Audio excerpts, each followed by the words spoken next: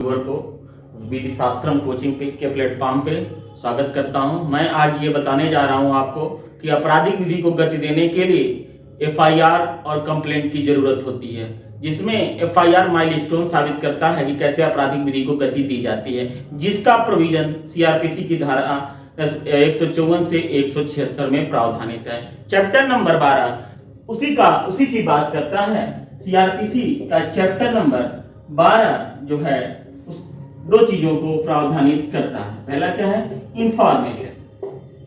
Information की बात करता है और दूसरा इन्वेस्टिगेशन की बात करता है। आपराधिक विधि को गति देने के लिए इंफॉर्मेशन होना जरूरी है। इंफॉर्मेशन कितने प्रकार का होगा? There are two types of information.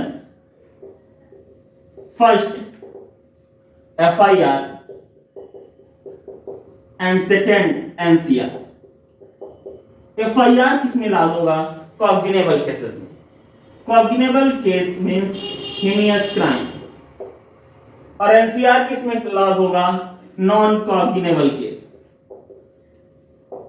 मतलब ये छोटे पिटी केसेस में एनसीआर लाज होता है। और जब हम बात कर रहे हैं कि आपराधिक विधि को गति देने के लिए, आपराधिक विधि क्रिमिनल लॉ को मोशन देने के लिए एफआईआर की जरूरत होती है। और एफआईआर किन मामलों में होती है? कॉग्निजेबल मामलों में। यह एक गंभीर प्रकृति का अपराध है। एफआईआर जैसे ही लाज होगी, प्रक्रिया इन्वेस्टिगेशन की शुरू हो जाएगी, अर्थात without magistrate order investigation proceed कर जाएगा। कॉग्निजेबल केसेस है, अर्थात इसमें विदाउट वारंट अरेस्ट भी कर लिया जाएगा। Without magistrate order investigation, without warrant arrest, यह बता रहा है कि सीआरपीसी की धारा 2C की भी महक इसमें आ रही, फ्लेवर इसका दिख रहा है कि कॉग्निजेबल केसेस क्या हैं, कॉग्निजेबल मैटर क्या है। वहां से यह इंडिकेट करेगा कि कॉग्निजेबल केसेस क्या है। वहां without magistrate order, without warrant arrest को डिफाइन किया, कैसे इनको कॉग्निजेबल केसेस में अरेस्ट किया जाएगा। इसके प्रोसीजर एग्जॉस्टिव चैप्टर नहीं है, लेकिन चैप्टर नंबर 5 सेक्शन 41 to 60 में प्रावधानित है। That is not exhaustive chapter in chapter number 5 under CrPC. अब प्रश्न उठता है कि एफआईआर लाज हो गया तो इन्वेस्टिगेशन प्रोसीड होगा। इन्वेस्टिगेशन होगा without magistrate order. Without magistrate order investigation करने के लिए हम प्रोसीजर फॉलो करेंगे, जहां पावर दिया गया है 156 में। और इसके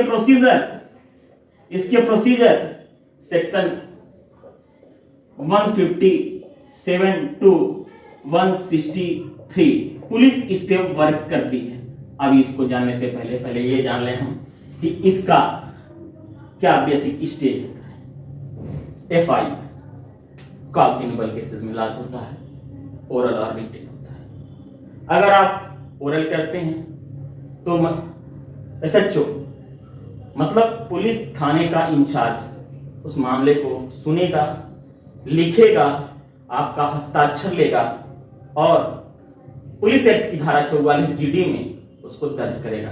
प्रश्न उठता है एफआईआर जो लिखी जाती है वह उसकी फॉर्मेट कहां है? वो सीआरपीसी प्रावधानित नहीं करती। सीआरपीसी 154 केवल यह बताती है कि कॉग्निजेबल केस गंभीर अपराध है, कॉग्निजेबल केसेस हैं तो एफआईआर आप करा सकते हैं। फर्स्ट इंफॉर्मेशन रिपोर्ट पुलिस थाने में देंगे, किस रूप में देंगे यह पुलिस एक्ट की धारा 44 GD में दर्ज होता है। प्रश्न होता है कि जीडी और सीडी क्या होता है? ये दोनों अलग अलग प्रक्रिया है, अलग अलग प्रोविजन है।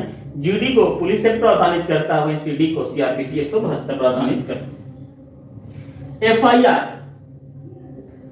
अगर 2013 के संशोधन अधिनियम से आपराधिक विधि में जो 2013 का क्रांतिकारी संशोधन हुआ, उससे क्रिमिनल लॉ में बड़े अमेंडमेंट किए गए। उसमें अगर offence against women offence create करते हैं, अर्थात 354 की श्रृंखला का कोई अपराध करते हैं, 376 की श्रृंखला का अपराध करते हैं, 509 का अपराध करते हैं, तो वह एफआईआर रजिस्टर करते समय महिला पुलिस अधिकारी की आवश्यकता होगी, अर्थात महिला पीठासीन अधिकारी जो होगी, पुलिस अधिकारी जो होगी, वही अपराध को रजिस्टर्ड करेगी। अगर विक्टिम महिला है और वो डिसेबल है तो वहां पुलिस अधिकारी स्वयं, महिला पुलिस अधिकारी स्वयं उसके रेजिडेंस पर जाएगी, एफआईआर रजिस्टर्ड करेगी, उसकी वीडियो फिल्म तैयार करेगी और उसके साथ साथ उसका स्टेटमेंट सीआरपीसी की धारा 164 सब क्लास 5A के अंतर्गत एक स्टेटमेंट मान लिया जाएगा। इन फ्यूचर ये इंडियन एविडेंस एक्ट की धारा ड्यूरिंग ट्रायल, जब केस पहुंचेगा तो यह इंडियन एविडेंस एक्ट की धारा 137 के अंतर्गत ये मेन एग्जामिनेशन के स्टेटमेंट माने जाते हैं। हम आते आगे बढ़ते हैं। ये तो जिस्ट रहा एफआईआर का। एफआईआर की कॉपी निःशुल्क दी जाएगी। एफआईआर रजिस्टर्ड नहीं करता है एसएचओ तो आपके पास रेमेडियल एस्पेक्ट है, क्योंकि विधि बिना उपचार के नहीं रहती, उपचार विहीन होती ही नहीं है। एफआईआर लॉन्च नहीं होता है तो आप 154 सब क्लास 3 में उसी एफआईआर के जिस्ट को बाय पोस्ट एसएपी के यहाँ भेजेंगे। फिर भी पॉलिटिकल प्रेशर है, नहीं लॉन्च करता है, इग्नोर करता है, आपसे 156(3) दाखिल करेंगे।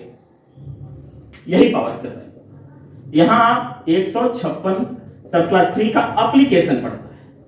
किसके यहां पड़ता है? ये प्रोवाइड करता है वही मजिस्ट्रेट, उसी मजिस्ट्रेट के यहां पड़ता है जो 191 के अंतर्गत एम्पावर्ड है कॉग्निजेंस लेने के लिए।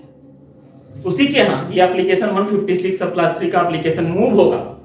यह मजिस्ट्रेट आदेश करते समय यह उसमें आदेशित करेगा कि आप एफआईआर पंजीकृत कीजिए और पंजीकरण के साथ साथ अन्वेषण भी प्रारंभ करिए। यह आप भूल मत करिएगा। जनरली लोग कह देते हैं कि 156(3) के अंतर्गत इन्वेस्टिगेशन का आदेश कर दिया। नहीं, केवल इन्वेस्टिगेशन का आदेश नहीं होता है। पहले कहा जाता है कि आप एफआईआर लॉन्च करिए, साथ में इन्वेस्टिगेशन प्रारंभ करिए, क्योंकि इन्वेस्टिगेशन बिना एफआईआर के नहीं किया जा सकता। प्रथम दृष्टया आपराधिक विधि को गति देने के लिए एफआईआर की जरूरत होती है। अब एफआईआर लॉन्च हो गया, रेमेडी में बात कर रहा हूं, 156(3) हो गया। यहां से भी अगर आपको उपचार नहीं मिलता है तो आपराधिक विधि को गति करने के लिए दूसरा विकल्प आपके पास है कि सेक्शन 200 में आप कंप्लेंट फाइल करेंगे। चलिए, यहां भी उपचार नहीं मिलता है, यहां भी आप उपचार विहीन हो गए तो आपका फंडामेंटल राइट है, आप पे गोली चली है, आप पे असॉल्ट हुआ है तो आपका राइट इन्फ्रिजमेंट हुआ है, वायलेट हुआ है। अपने राइट को प्रोटेक्ट करने के लिए आप प्रोसीजर का सहारा लेंगे, कोर्ट का सहारा लेंगे, उसके लिए न्यायपालिका के शरण में जाएंगे। तो आपके अधिकारों का उल्लंघन हुआ है, आप अपने अधिकारों को प्रोटेक्ट करने के लिए आप अपने एडजेक्टिव लॉ के थ्रू उसको प्रोटेक्ट करेंगे। तो आप आर्टिकल 226 में हाई कोर्ट में मूव कर सकते हैं। एफआईआर लॉन्च कराने के लिए आपका फंडामेंटल राइट, यहां भी आ सकते हैं। तो ये हुआ आपका रेमेडियल एस्पेक्ट। अब देखिए, एफआईआर हो गया, पुलिस इन्वेस्टिगेशन शुरू कर दी। इन्वेस्टिगेशन शुरू करने के बाद वो प्रक्रिया का पालन करेगी। क्या करेगी? अकरेंस प्लेस पे जाएगी। सेक्शन 157। एक चीज और बताने की कोशिश मैं करूंगा, बड़ा ही टेक्निकली चीज है, जनरली मिस करते हैं लोग। एफआईआर की कॉपी 3 प्रतियों में होती है, 3 प्रतियों में होती है। जो एफआईआर की मुख्य कॉपी होती है, मेन कॉपी होती है, वह कहां जाती है? न्यायालय में भेजी जाती है। एफआईआर लॉन्च हो गया, यह कॉपी कहां भेजी जाएगी? कोर्ट में भेजी जाएगी। एक थाने में रहती है, एक विक्टिम को दे दी जाती है, विक्टिम इंफॉर्मेंट को दी जाती है। एफआईआर कोई भी लॉन्च कर सकता है, कोई भी इंफॉर्मेंट हो सकता है। तो यह एफआईआर की कॉपी किस सेक्शन के थ्रू जाएगी मजिस्ट्रेट के पास? तो सीनियर पुलिस ऑफिसर 154 में एफआईआर लॉन्च हो गया, सेक्शन 154 में एफआईआर लॉन्च हो गया। और यह कॉपी पावर किसको है? पुलिस ऑफिसर आईओ बन गया, यहां पर इन्वेस्टिगेशन करेगा विदाउट मजिस्ट्रेट ऑर्डर। तो यह आपकी कॉपी सेक्शन 158 के अंतर्गत senior police officer, section 36 red with 158 में सीनियर पुलिस ऑफिसर को यह पावर प्रोवाइड किया जाता है कि वह कॉपी मजिस्ट्रेट के यहां सबमिट कराएगा।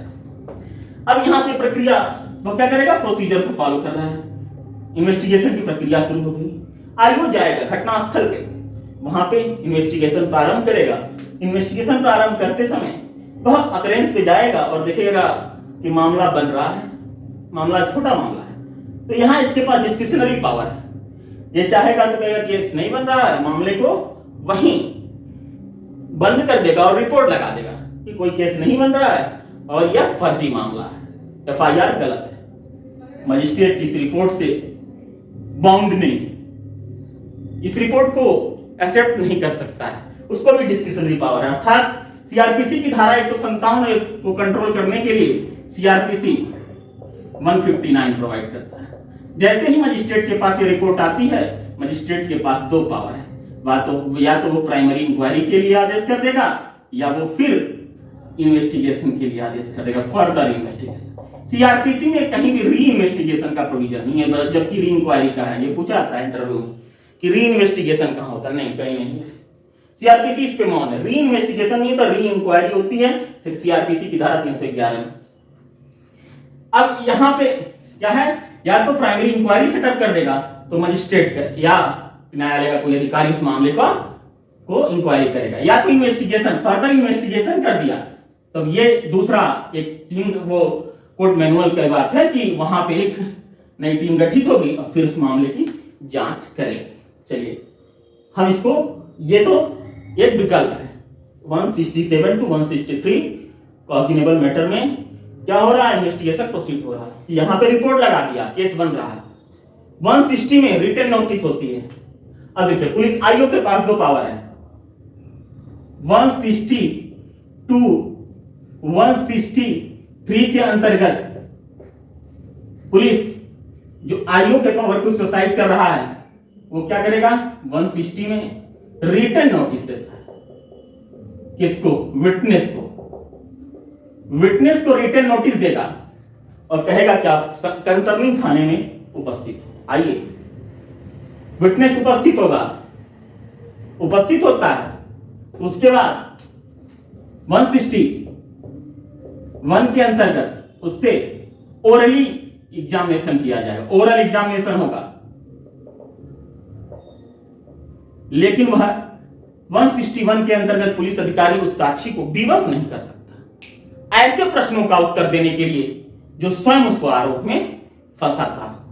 यहां आपको क्रॉस किया जाता है कि 161 आर्टिकल 20 सब क्लास 3 और सेक्शन 132 इंडियन एविडेंस में क्या अंतर है। ये सेम है, ये डिफरेंट है।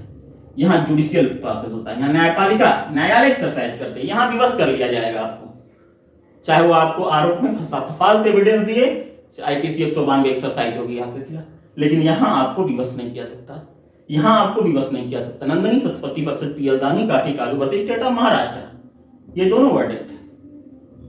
तो यहां ओरल एग्जामिनेशन होगा।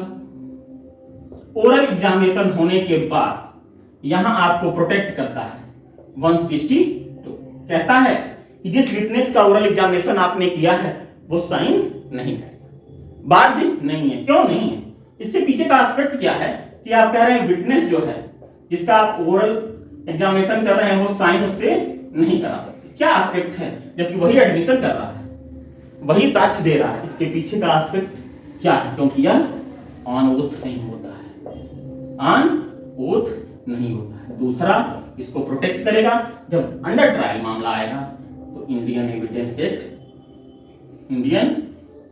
एक्ट की धारा सेक्शन 25 इसको प्रोटेक्ट कर देगी, क्योंकि यह रिलेवेंट नहीं होगा। प्रश्न उठता है कि क्या 161 की एविडेंटरी वैल्यू है? यस, यह 2 स्टेज पे इसकी एविडेंटरी वैल्यू बहुत ही माइलस्टोन साबित होती है। जब आप बेल एप्लीकेशन मूव करते हैं तो 161 को देखा जाता है। जब आप ट्रायल को समाप्त किया जाता है तो जब P1 या प्रोसिक्यूशन विटनेस आता है, जितने भी विटनेस आते हैं, तब भाई ट्रायल को समाप्त करते समय 161 का वैल्यू बढ़ जाता है और ये एविडेंस कंट्राडिक्ट कराया जाता है। ये हो गया आपका पुलिस एडमिशन हो गया, पुलिस के सामने ओरल एग्जामिनेशन हो गया। ओरल एग्जामिनेशन होने के बाद अब आता है, ऐसे एग्जामिनेशन करते समय आप थ्रेट नहीं देंगे, प्रॉमिस नहीं देंगे। अगर ऐसा करते हैं तो वो इरिलेवेंट है। 2 जगह, पहला तो स्टैट्यूटरी प्रोविजन 163 कहता है कि थिएटर प्रॉमिस नहीं देंगे, और इंडियन एविडेंस एक्ट की धारा 24 कहती है ऐसा कहते हैं, तो वो रिलेवेंट नहीं है। अब प्रश्न उठता है कि 164 आगे आता है, 164 क्या मैंडेटरी है?